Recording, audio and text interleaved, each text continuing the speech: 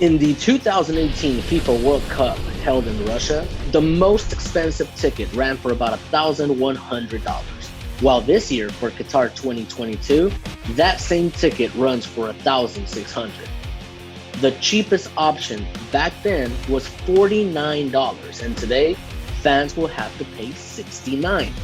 The prices were announced on Wednesday, and people sounded off immediately against the up in prices on social media. In the end, the fans are always the ones on the losing end, always getting the short end of the stick. They are the ones that make sacrifices in order to afford the tickets to see their national team compete on the world stage. Now, with the new prices, many fans will have to reconsider if supporting their country from home may be the better option. Given the current economic status of the world that is still dealing with COVID-19, dishing out extra cash per ticket may not be feasible.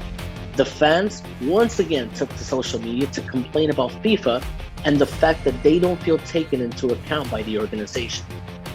FIFA has always been at the center of questionable decision making, but now that they are affecting the ticket prices and packages for the biggest sporting event in existence, it leaves fans losing hope that they will be able to be a part of the celebrations later this year in the Middle East. This World Cup will be a once-in-a-lifetime event, mainly to the fact that the tournament will not be taking place in the months of June and July. Instead, the World Cup will be celebrated from November 21st to December 18th, taking into account the extreme heat that is experienced in the home nation during the usual months.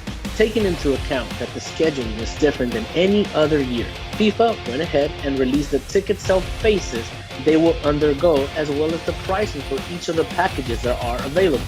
The locals will get to enjoy a more inexpensive option in comparison to the high prices visitors from other countries will have to pay.